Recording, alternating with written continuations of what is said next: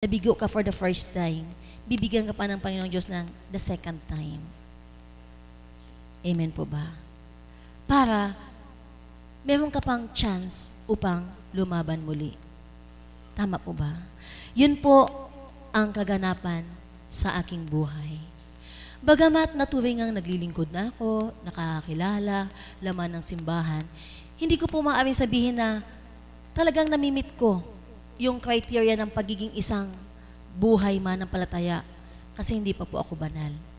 Kaya po, nandoon po yung pagsusumikap na kailangan pong panggibabawin ko sa aking puso yung kaloob ng ating Panginoong Diyos. At upang mangibabaw po yun, meron pong criteria na binibigay ng ating Panginoong Diyos na kailangan po tayong dumako doon sa criteria ng pagninilay. Napakahalaga po yun. Yung kailangan mag-reflect ako sa sarili ko, tama ba ang nagawa ko? May labis ba sa nagawa ko? May kulang ba sa nagawa ko?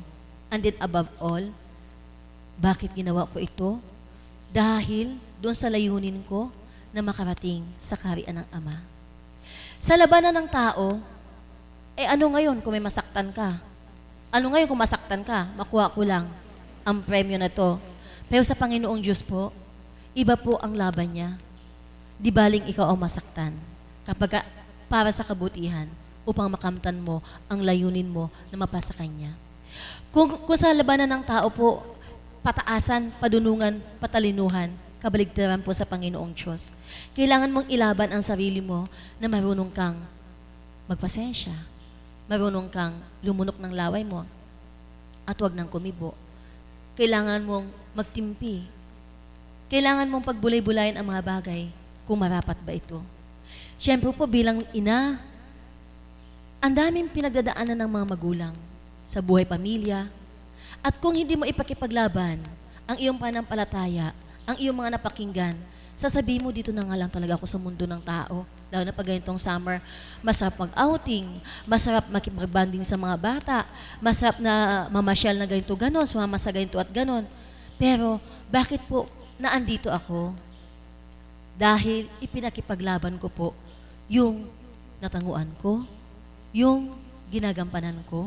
Bagamat kung titignan nyo lang po, nakaupo lang kami, pakanta-kanta, ganyan lang. Pero sa aming pagkakaupo, yung aming kalooban, binubuksan po. Yung aking kalooban, binubuksan ko po para sa ating Panginoon. Nagets niyo po ako?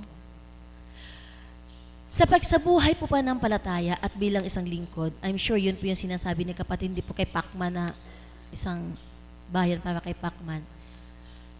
Ang dami pong ipakipaglaban. Ang unang po talagang, dapat ang sarili mo, ikaw mismo ang magtindig sa sarili mo upang ipakipaglaban ang Panginoong Diyos. Ang parte niya sa buhay mo. Kasi po, kapag hindi po ito ginampanan na isang nakatanggap, hindi po talaga mananalo ang Panginoong Diyos sa buhay ng tao. At upang magkaroon naman ng lakas ng loob ang isang taong katulad ko na lumaban sa iba't ibang contest upang magampanan o makamtan ang mithiin ko po na makarating sa kaluwalhatian ng Ama, kailangan na kailangan ko pa sa bawat araw ang gabay at patnubay ng banal na Espiritu. Sa buhay pananampalataya po, wala pong ibang nagbibigay lakas sa akin, kundi ang ating Panginoon. Sa pamamagitan ng Kanyang banal na Espiritu, sa pamamagitan ng pagpapahayag ng Kanyang mga mensahe sa katauhan ng mahal na Apo Kunching. Ang totoo po nun araw-araw nga po nandito ako, pero nakakalungkot po kapag nakagawa ako ng hindi akma sa kalooban ng Ama. Sinasabi ko po sa sarili ko, talo na naman ako, nalulungkot ako. Totoo po iyon. Kasi sa laban na ito, sa laban ng buhay pananampalataya, napakadami pong isaalang-alang. Talagang yung required ni Lord na kalimutan mo ang iyong sarili at sumunod ka sa akin. Yun po yung dapat ma-meet ng isang katulad kong mananampalataya upang makabahagi sa Kanyang kaharian. Pero dahil ako'y tao, hindi naman ako perpekto, may mga lapses, may mga ups and downs. Pero nagpapasalamat ako sa Panginoon na sa laban ng buhay pananampalataya, na sa pag-aadika na makarating sa Kanyang kaluwalhatian na walang hanggan, nariyan ang banal na Espiritu, narito ang dakong ito, upang sa bawat downs, yun po ang katitisuran ko o kahinaan ko, nariyan siya upang bigyan ako ng lakas, upang patuloy na makalaban, upang sa kalooban ng Ama, hari nawa, mapabilang sa kanyang kaluwalhatian na walang hanggan. Amen po ba? Kung sa criteria ng tao, kailangan mo ibigay ang the best para makuha mo yung pinaka-grand prize, sa Panginoong Diyos, ang criteria niya, kalimutan mo iyong sarili. Matuto kang magpakababa, matuto kang magpatawad, maging mahinahon ka, maging reflective, at maging prayerful. Higit sa lahat, maging matapat sa Kanya. Ito po yung ilang criteria na alam kong bawat isa sa atin na katulad ko ay mayroon nito. Tayo lang at ang Panginoon ang nakakaalam kung ilang porsyento ang mayroon nito. Ang mahalaga po sa bawat araw, patuloy tayong lumalaban upang maisadsad natin, patuloy natin magampanan ang itinindig ng ating Panginoong gawain na ito na ipalaganap ang kabutihan na gawa niya. Ngayon po, more on message po, di po ba? Pahayag ng Banal na Espiritu sa katawan ng Mahal na Apo Conching. Nasa atin po yun kung paano tinamnamin. Nasa atin po yun kung paano tintanggapin. At nasa atin po yun kung paano isabuhay upang patuloy tayong makalaban sa hamon ng buhay. Sa mundong ito, napakaraming hamon ng buhay. Iba't ibang antas po. Pero minsan po ang una nating kalaban ang ating sarili. Kaya sa laban na ito ng buhay upang makamtan ang buhay na walang hanggan, kailangan natin ang patnubay ng ating Panginoong Diyos sa pamamagitan ng Kanyang Banal na Espiritu at yung pagkikipagtotoo natin unang-una sa ating Panginoon, sa ating sarili. Kapag totoo tayo sa Diyos at sa ating sarili, nagiging totoo tayo sa ating kapwa. Hindi man 100%, at least nandoon tayo sa criteria na iyon.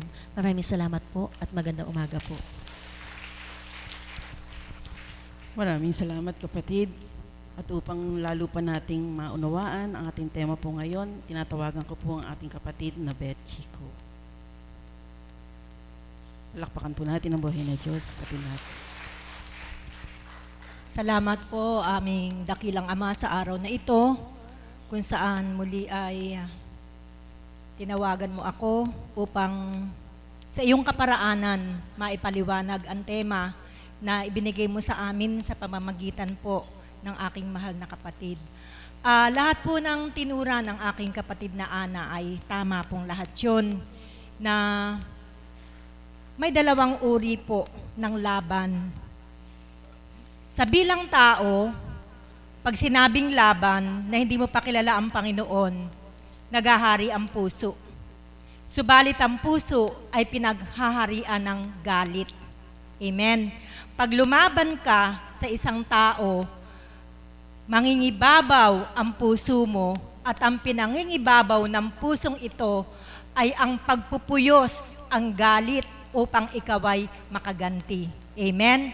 Subalit, sa lengguwahe ng ating Panginoon, lalaban ka, subalit ang paglabang ito ay laban na mayroong pagmamahal. Kaya nga po, ang root word ng salitang laban ay love. Tagalize nga lang, L-A-B, pag-ibig. Kaya sa Panginoon, pag ikaw ay lumaban, ang paglabang ito, kailangan may kaakibat na pag-ibig at hindi galit. Amen. So dapat po, maliwanag po sa kaisipan natin ang konsepto ng salitang laban. Nang makilala ko po ang Panginoon, noon, pag lumaban ako, gagamitin ko talaga yung katapangan ko para makasakit ako at makagante sa kapwa ko. Subalit, nang makilala ko po ang Ama, yun nga po, nabago na po ang konsepto ko ng laban. Na dapat ay lumaban ako, hindi upang maipagtagumpay ko ang aking sarili, kundi ipagtagumpay ko kung ano ang nasa ng Panginoon para sa akin. Palakpakan po natin ang ating Diyos na buhay. Kailangan pong ipaglaban natin kung ano ang nasa o ninanasa ng Panginoon upang ito ay magampanan natin ng may buong pagmamahal at kaakibat din po nito ay ang ating kababaan. Nung ako po ay bago-bago pa lamang dito, marami pong naging naganap sa buhay ko. upang ipaglaban ko ang ating Panginoon. Tinawagan niya ako, hinanap niya ako, ang tagal po niya akong hinanap, tagal po niya akong inapuhap, sapagkat katulad din po ng marami sa atin, ako din po ay isang tupang ligaw, na sa aking kaligawan, hinanap akong pilit ng Panginoon. Alam niyo po, nang makita po ako ng Panginoon, after 56 years, ang tagal, ano po? After 56 years, saka lamang po ako natagpuan ng Panginoon.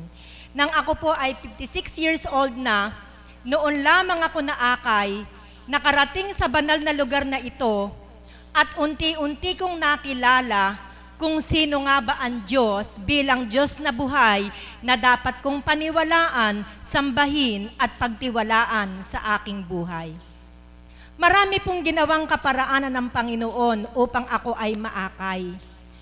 Subalit, kaya inabot ng 56 years, hindi po naging matagumpay yung pag-aakay niya sa akin. Hindi dahil siya ang mayroong pagkukulang, kundi ako bilang tao, hindi ko po dinama ang pag-aakay na ginawa niya sa akin. Ang sabi ni God, hindi effective para sa Kanya ang mga ginawa kong pamamaraan upang siya'y maakay ko. May pagkaastig ang babaeng ito. Sa kaparaan ng ginagawa ko, hindi ko siya maakay. Kaya nung 56 years old na po ako, isang strategy ang ginawa ni God para siguradong maaakay na niya ako. Nadiskubre na niya kung ano yung kahinaan ko. At ang kahinaan ko ay ang pagmamahal sa apo. Totoo po ba, mga lola, mas matimbang ang apo kaysa sa anak? Hindi po ba? Kaya ang ginamit pong kaparaanan ng ama upang ako'y maakay niya ay ang aking apo. Ang apo ko po, na 3 years old lamang nung panahon na yon, ay nagkaroon ng karamdaman sa balat. Ito po yung history kung bakit po ako naakay sa banal na lugar na ito. Nagkaroon po siya ng sakit sa balat na hindi lamang po pala sinasabi sa akin ng anak ko na naninirahan sila sa Taiwan na napakarami na daw pong doktor na napagpagamutan sa Taiwan. Sabi nga po niya sa akin, Mami, 15 doktor na, pero walang nangyayari. Patuloy na sumisikal ang sugat sa kanyang katawan. Na magtapat po siya sa akin,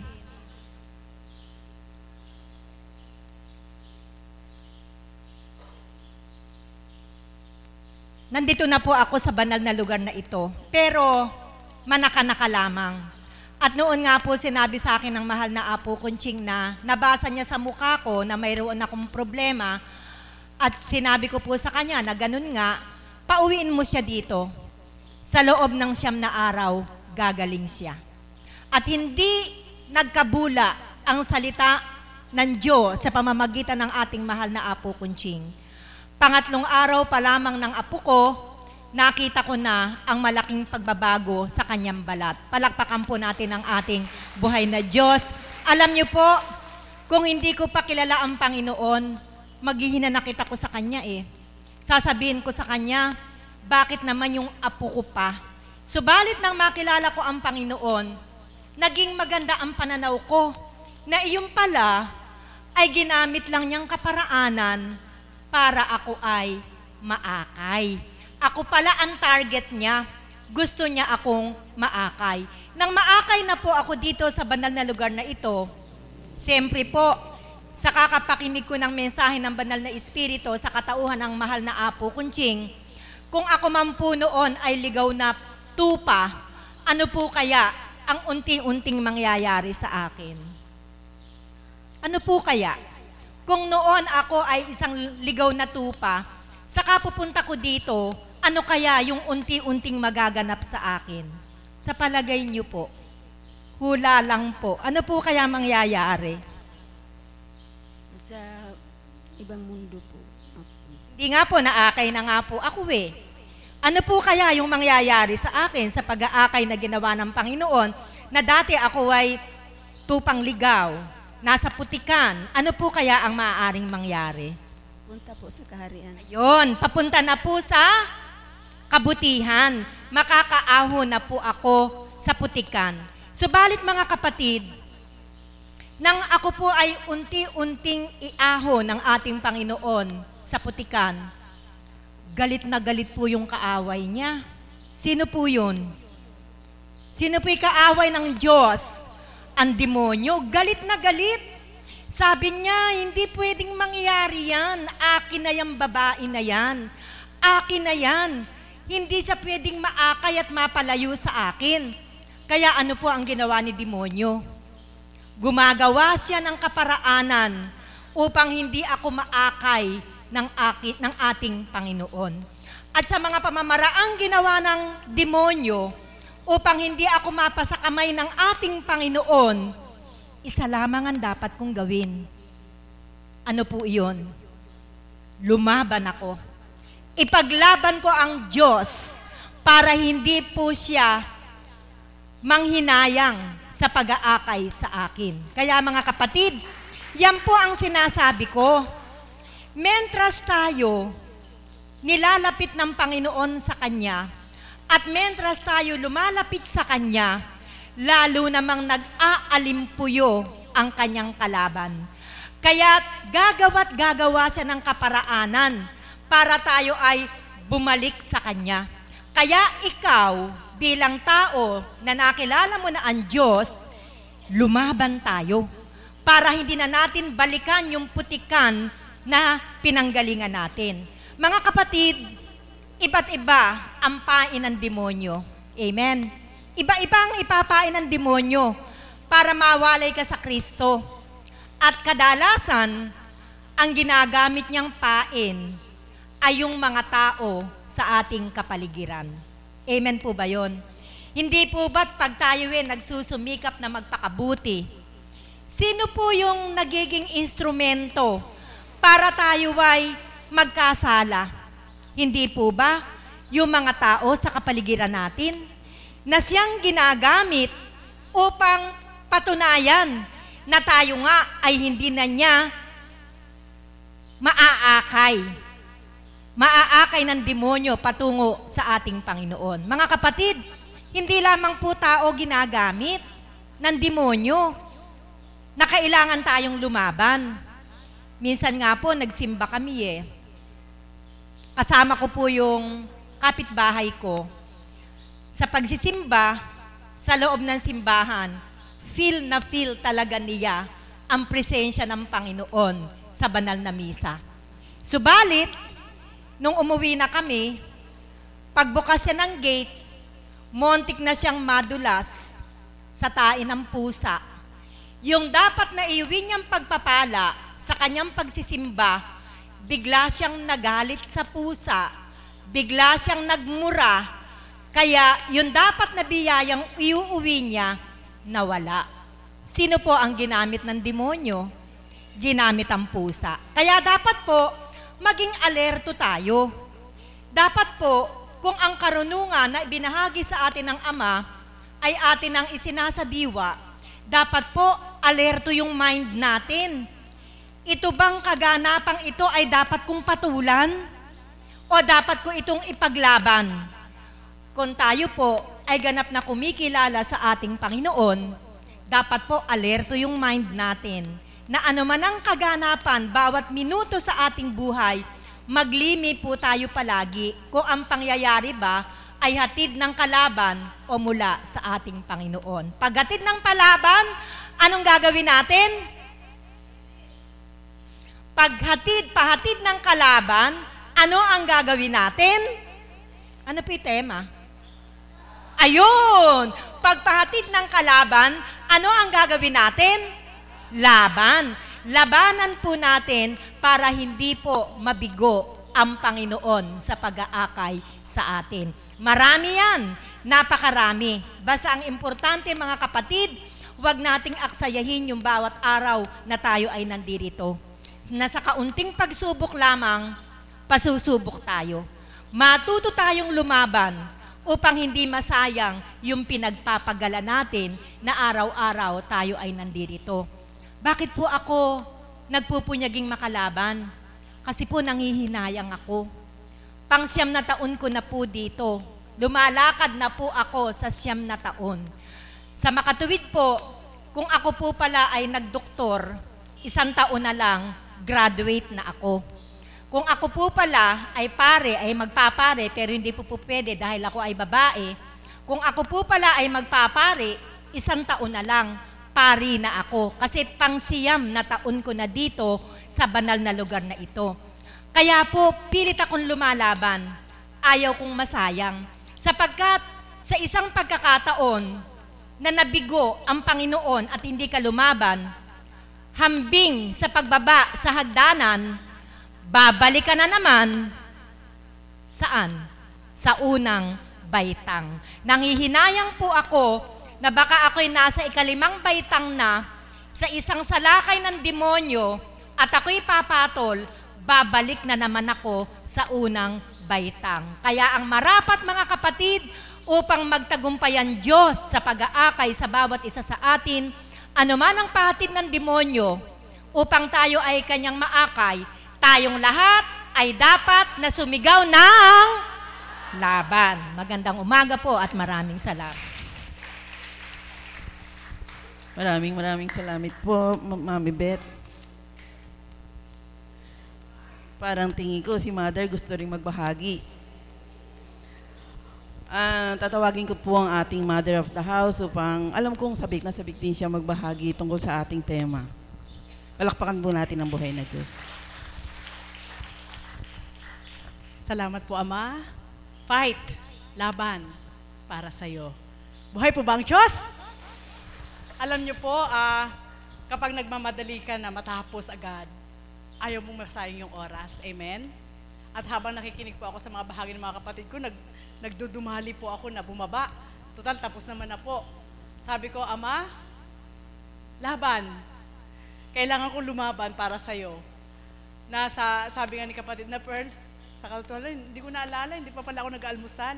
Hindi pa rin ako nagtatanghalian. Ano po, sa sobrang busy. Busy po talaga. Mga kapatid, kapag ikaw ay gustong lumaban, ano ang dapat mong taglayin? Armas. Kapag sa tao at makikipaggera ka, kailangan kumpleto ka ng barel at bala. Amen? Laban eh. Hindi ka pwedeng pumuntang lumaban na wala kang armas. Amen? Kapag ikaw naman ay gusto mong tumungo sa isang lugar na haharap ka sa isang laban, hindi para sa yung putukan hindi. Ano ang armas mo? Makikipag-usap, halimbawa, makikipagtagisan ka ng talino, ano ang armas mo dyan bilang tao? Karunungan din pantao, amen? Subalit alam niyo po ba, kaya po nakakalaban ng mga alagad sa kabila ng hapis, sa kabila ng pagdurusa, sa kabila ng pagsubok, sa kabila ng kabiguan, sa kabila ng lahat na gawa ng kalaban, isa lang ang sandata, dahil may Diyos. Buhay ang Diyos. Amen po ba yun? Mga kapatid, yan po yung pinakasandata ko bawat araw. Paano ka makakalaban sa isang gampanin na walang-wala ka? Paano ka makakalaban? Sige po, magnilay po kayo. Halimbawa po, gampanin, ilalagay ko muna sa pantao. Meron kang restaurant. Kung wala kang puhunan, hindi ka makakalaban. Para gawin mo yon na maibigay yung para doon. Amen po ba yon? So anong gagawin mo para magkaroon ka ng puhunan? Mangungutang ka. Amen? Mangungutang ka para makalaban ka doon sa kaukulan na dapat mong gustong maganap at makabawi ka. Amen? Subalit sa ating Diyos, hindi siya bababa. Kapag may kulang sa'yo at gusto mong lumaban, ukol para sa Kanya, yung ipakipaglaban mo siya, ano man ang atas sa'yo, kailangan mag-go ka. Sabi nga ni Mami Beth, kailangan sumulong ka dahil alam mong ang Diyos ay hindi magpapabaya. Buhay po ba ang Diyos? Mga kapatid, yung salitang laban ay dalawang uri. Pwedeng laban bilang tao at laban para sa espiritu. Yung laban bilang tao, kahit gaano ka kagaling, sigurado talo ka pa rin. Amen? Talo ka. Sapagkat, bilang tao, nakipaglabang ka. Sigurado, pag bilang tao, pag nakikipaglaban ka, salitaan lang. Lalabas talagang salita na hindi maganda. Amen? Subalit, dahil ang Diyos ang mangingibabaw at ipinakikipaglaban mo, kabaliktaran po. Sa laban ng tao, pataasan. Sa laban ng Diyos, pababaan. Buhay po ba ang Diyos? Yun lang po yun eh. Dahil, kontrolado. Sa aking pagninilay bilang isang lingkod, parang nawala lahat yung karapatan na lumaban bilang tao. Amen? Hindi ka pwedeng magbura kahit minumura ka na. Hindi ka pwedeng manuntok kahit sinusuntok ka na. Hindi ka pwedeng makipagpalitan ng kung ano-anong salita na maanghang kahit binabato ka na ng salitang maanghang. Wala kang gagawin kundi manahimik or either tumalikod ka, sabihin mo lang bahala ka. Buhay po ba ang Diyos? Amen po ba yun? Ganun lang po. Subalit alam niyo po ba mga kapatid, salamat sa Ama, minsan sumisingit pa rin eh. Sumisingit pa rin yung pagkataray bilang tao. Sumisingit eh. Nasabi nga, manaka-naka, wag ka lang ipasok mo sa puso mo na ikaw ay makapagluwal ng salita na hindi maganda. Pero bihira po yun. Kahit minsan may mga salita na magandang pakinggan, subalit may pinariringgan ka, eh hindi rin po maganda. May po ba yun? Mga kapatid, napakahirap itong tema na to, subalit masarap. Laban. Laban para sa Diyos. At yan po yung sa kasalukuyang nagaganap. Sabi nga ng mahal na apo nung nakaraang araw, kahapon po, kung bilang pagkatao, hindi ka makakalaban talaga eh. Bakit?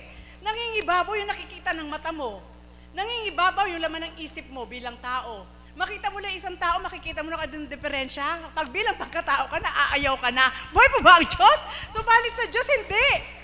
Kahit sino ka pa, kahit sino pa yung masasalubong mo na yan, kahit wawasakin ka na yung masasalubong na yan, kailangan salubungin mo yan. Buhay po ba ang Diyos? Para sa Diyos.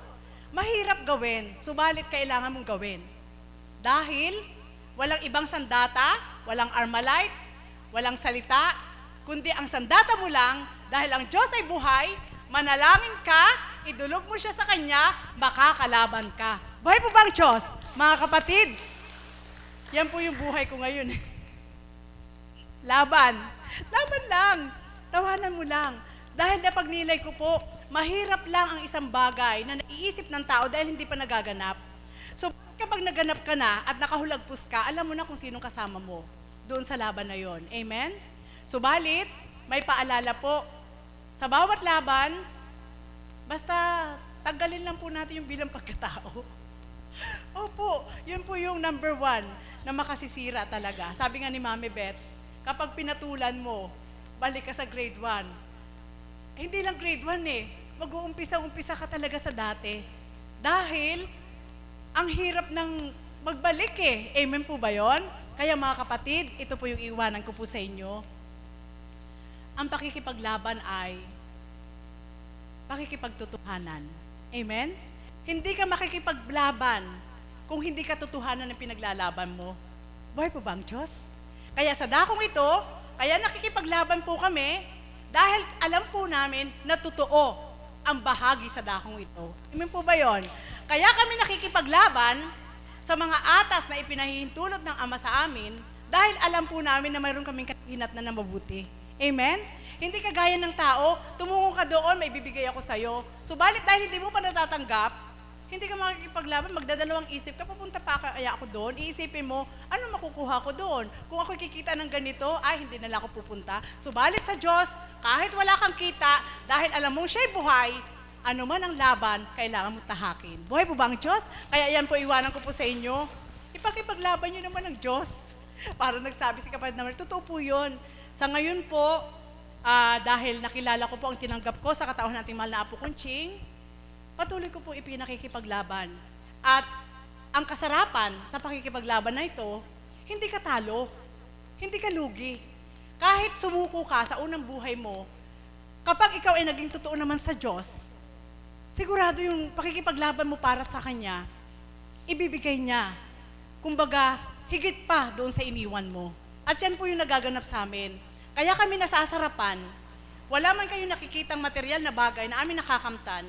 Subalit, alam po namin na kung paano namin iniwan ang bilang katauhan at ngayon ay nasa banal na espiritu po kami, hindi man kami lubos at ganap sa pananaw ng tao at maging sa aming mga sarili, subalit naroon po yung kaukulang nagsusumakit po kami na makatalima sa ating Panginoon sapagkat napakasarap po niyang ipakipaglaban.